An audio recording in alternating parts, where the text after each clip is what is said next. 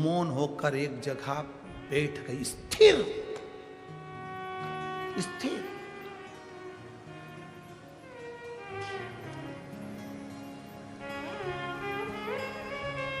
चंद्रभागा जी का काम क्या है? क्यों हरि विठ्ठल के चरणारविंद में चंद्रभागा नदी है?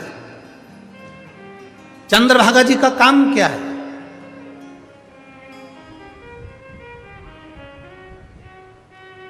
क्या करती हैं चंद्रभागा महारानी? मां चंद्रभागा करती क्या है? माता चंद्रभागा ने करा क्या था? एक काम बड़ा विचित्र करा है मां चंद्रभागा ने। हर बार, एक बार नहीं, हर बार मां चंद्रभागा ने जो काम किया, शायद वो काम कोई नहीं कर सकता। जब पौंडलिक अपने माता पिता से, पौंडलिक, जब आप लोग कथा का स्मरण, आप लोग तो सब पंढरपुर के रहने वाले हो, हमसे ज़्यादा ज्ञानी तो आप लोग हो, आप लोगों ने कथा सुनी होगी। पौंडलिक जब माता पिता को घर में छोड़कर काशी जाने लगा, पौंडलिक जब काशी जाने लगे तो काशी में जाते जाते पौंडलिक का ध्यान गया, जाना था इधर, पहुंच गए दक्षिण में। वहां कुरकुट स्वामी बैठे हुए थे, उनके पास में पहुंचकर वहां जाकर उनके मन में संशय उत्पन्न हो गया। उन्होंने वहां जाकर कहा कि महाराज जी, मेरे मन में एक संशय है। क्या संशय है? मैं आपके आश्रम में पहुंच गया, मुझे जाना काशी में था। पृथ्वी पर मोक्ष का सरल उपाय क्या है? स्वामी जी ने कह दिया, भगवान हरि की भक्ति, सरल उपाय।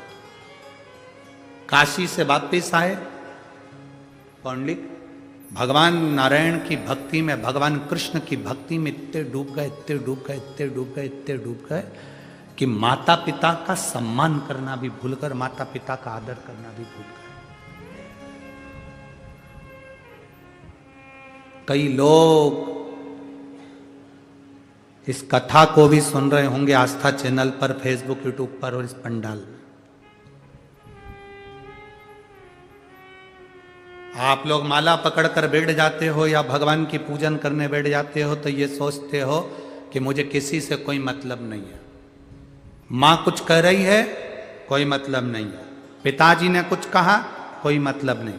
कभी कभी इतना अपमान हम अपनी वाणी से कर देते हैं कि बाद में हमको भी पछतावा होगा।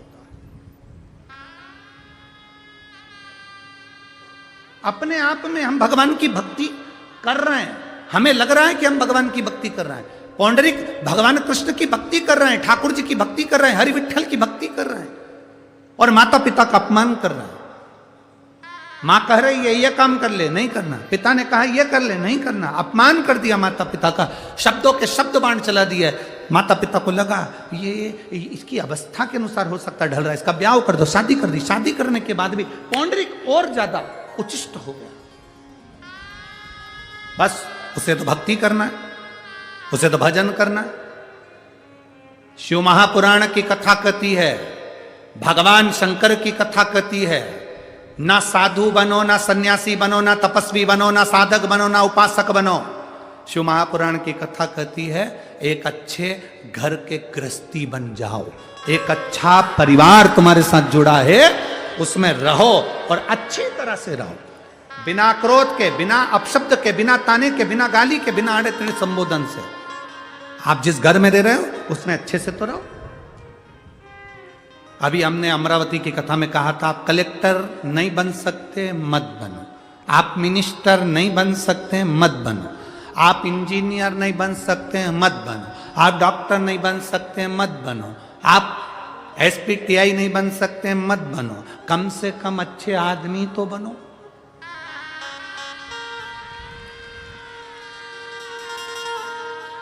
अच्छे आदमी नहीं बनोगे और बहुत बड़े पद पर बैठ जाओगे, बहुत बड़े ओहदे पर बैठ जाओगे तो तुम्हारा वो सब बनना, मिनिस्टर ने, कलेक्टर ने, एसपी ने, डीएसपी ने, ये है ने, वो है ने, मंत्री ने, संतरी ने, डॉक्टर ने, कलंतरी, तुम्हारा ये बनना ही बेकार है अगर तुम अच्छे आदमी ही नहीं हो। पराये दर्द को जो अपनाए उसे इंसान कहते हैं। वो मनुष्यता अपने भीतर प्रकट तो करो। अपने भीतर वो मानवता प्रकट तो करो। यहाँ परवणी वाले सांसद महोदय बैठे हैं, जाधव जी, संजय बंडू जाधव जी। जब हम परवणी में कथा करने के लिए गए, वहां के जिन लोगों से हम कथा के पहले 4 दिन तक तो हम किसी से मिलते ही नहीं, ये हमारा नियम है। जिस दिन कथा चालू कर दी उसके बाद हमारा मिलना बंद। पीछे के 3 दिन जरूर मिलते हैं, पर 7 दिन की कथा में आगे के 4 दिन हम मिलते हैं। जिस दिन कथा चालू करी उस दिन से बंद। तो जब बाद में किसी से मिलना हुआ तो हमने उनसे पूछा कि जाधव जी कथा कराए हैं, प्रसाद की व्यवस्था वगैरह, भोजन व्यवस्था, हमारी आदत है, हम जरा पूछते हैं भोजन व्यवस्था ठीक तो चल रही। परवणी के लोगों का कहना था, गुरुजी जब तक सब लोग भोजन कर कर नहीं चले जाते थे तब तक जाधव जी भी भोजन नहीं करते थे और सबके साथ मिलकर भोजन करते। हमारा दिल प्रसन्न हुआ, हमारे बड़ा अच्छा लगा। हमने भोलेनाथ जी से प्रार्थना करी, बाबा ऐसे शिव भक्त हो तो इससे बढ़कर और क्या चाहिए, होना चाहिए। बिना भक्ति के कुछ नहीं हो सकता, बिना भजन के कुछ नहीं। आप कुछ बनो ना बनो पर इंसान जरूर बनो। किसी का दुख है उस पर खड़े हो जाओ, किसी की तकलीफ है उसमें खड़े हो जाओ, किसी का कष्ट है उसमें खड़े हो जाओ। ये दुख की घड़ी में आप सामने हो, सामने।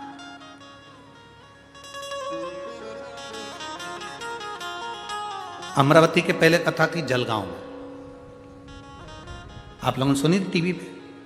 अरे बोलो तो जम के सुनी थी। अब वहां एक महिला को गर्भ में तकलीफ हुई और संतान, आप मानेंगे नहीं, एक तो इतने सालों के बाद उस महिला को औलाद हुई, संतान हुई। हम तो कथा में पहुंचे ही नहीं थे, उसके पहले पंडाल में ऐसा उत्साह मन रहा था जैसे इनके घर में औलाद हो गई, इनके घर में संतान, ऐसी उमंग था, ऐसा उत्साह भीतर था।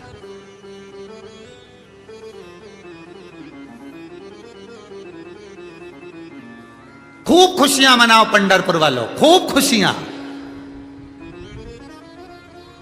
जैसे पहले कैलाश पर्वत से महादेव आए थे, अब की बार ये कुबेरेश्वर महादेव शिव महापुराण के रूप में मेरा शंकर आया।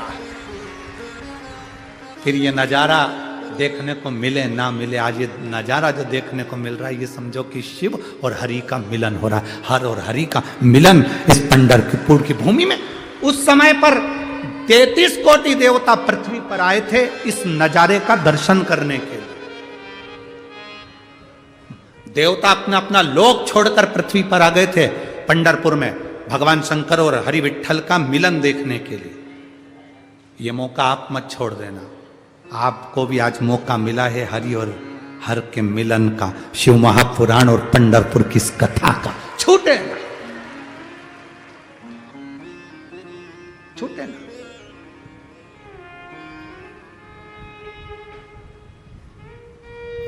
थर्टी फर्स्ट के समय की कथा है, घर वालों से कह दें ना क्लब जाएंगे ना होटल जाएंगे, हम तो 7 दिन पंढरपुर जाएंगे, हमें नहीं जाना था। 2023 का विराम हो और 2024 की शुरुआत हरि विठ्ठल के चरणारविंद हरिहर से हो जाए तो इसके बाद क्या चाहिए? ये जीवन का सुख है। वो है कृपालु, दयालु, दया सागर कहते हैं उसको। बहुत बोल्ड आवाज है तुम्हारी, गजब की, बहुत। हमारी तुम माइक पे बोलो तो आवाज तुम्हारे तक पहुंचती है, तुम बिना आवाज के भी यहां पहुंचा देते हो। हर हर बोल बम का नारा है, सारी समस्या का हल, शिव तत्व की प्राप्ति। राधा जी आ गई, मौन होकर बैठ गई स्थिर चंद्रभागा नदी के तट पर, मौन स्तुप्त राधा, स्तुप्त हो गई। और राधा जी जब स्तुब्ध होकर बैठी, राधा जी जब मौन होकर बैठी, राधा जी जब मौन होकर स्थिर होकर बैठ गई, चंद्रभागा नदी का पवित्र तट था, राधा जी के पास स्वयं मां चंद्रभागा आई। चंद्रभागा का कार्य यही है, भीतर के संशय को मिटाना और भगवान हरि विठ्ठल के चरणों की भक्ति प्रदान करना। आप में से कितने लोग हैं जो चंद्रभागा का स्नान करे हैं? कभी कभी जिंदगी में करे हो? रखो हाथ नीचे। बहुत बहुत धन्यवाद आपको, प्रणाम। अपना मानव शरीर पाने के बाद, इस मनुष्य शरीर को प्राप्त करने के बाद सारी नदियों का स्नान कर लो, अगर चंद्रभागा का स्नान नहीं करा तो जीवन का कोई आनंद नहीं पाया। चंद्रभागा का स्नान जरूर करो। क्या करती है चंद्रभागा? मां चंद्रभागा एक काम करती है, हरि और हर से मिला देती है, मिला दे।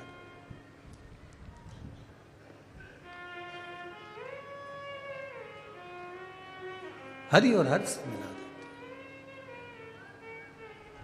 बस उस भक्ति को अपने भीतर उतार, उस भजन को, उस हृदय को अपने भीतर उतार। शिव कथा कर रही, भगवान शंकर का चरित्र करा। ये जो भजन की संपदा है आपकी, जो कथा की संपदा है आपकी, ये आपकी जिंदगी को सार्थक बनाने वाली है। सार्थक। शिव कथा कर रही है। केवल चंद्रभागा जी ने राधा जी को ही उपदेश नहीं दिया, चंद्रभागा जी ने पौंडरिक को भी उपदेश दिया था। जिस समय पर पौंडरिक अपने माता पिता का आदर करना बंद कर दी और भगवान की भक्ति में डूब गए, भगवान की भक्ति।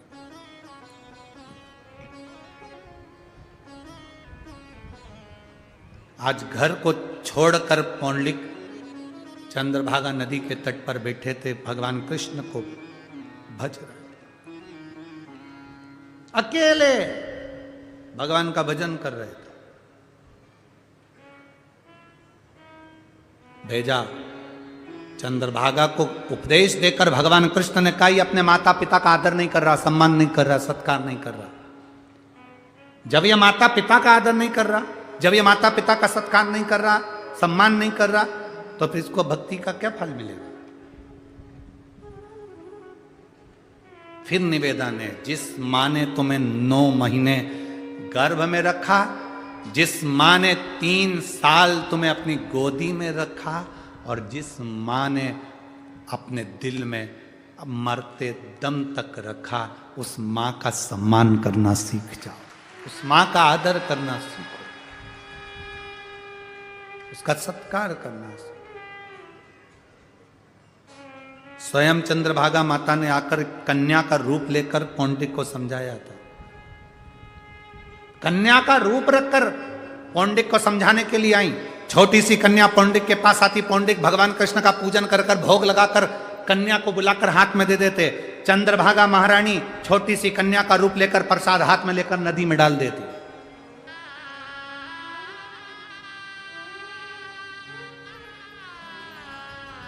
प्रतिदिन कन्या को आवाज लगाते, पौंडरिक ले प्रसाद लो, और प्रसाद लेती और वो नदी में डाल देती। पौंडरिक को बड़ा बुरा लगा कि मैं प्रसाद देता हूं और ये नदी में जल में डाल देती है। गुस्सा आ गया पौंडरिक को। पौंडरिक ने आज कन्या को बुलाया और पूछा, क्यों तुम ये प्रसाद नदी में क्यों डाल देती हो? चंद्रभागा नदी ने कहा, चंद्रभागा कन्या के रूप में थी, उस कन्या ने कहा, सुनो पौंडरिक, घर में माँ बाप भूखे बैठे हों और तुम भगवान को 56 भोग लगाओ, ऐसा भोग भगवान स्वीकार नहीं करते। घर में माँ बाप भूखे बैठे हो, भगवान को 56 भोग लगाओ, ऐसा भोग भगवान स्वीकार नहीं करते। पौंडरिक समझ गए, घर गए, माता पिता का आदर करना प्रारंभ करा, प्रणाम करा। चंद्रभागा क्या करती है? सही मार्ग मां चंद्रभागा बताकर हरि विठ्ठल तक पहुंचाने का प्रयास कर देती है।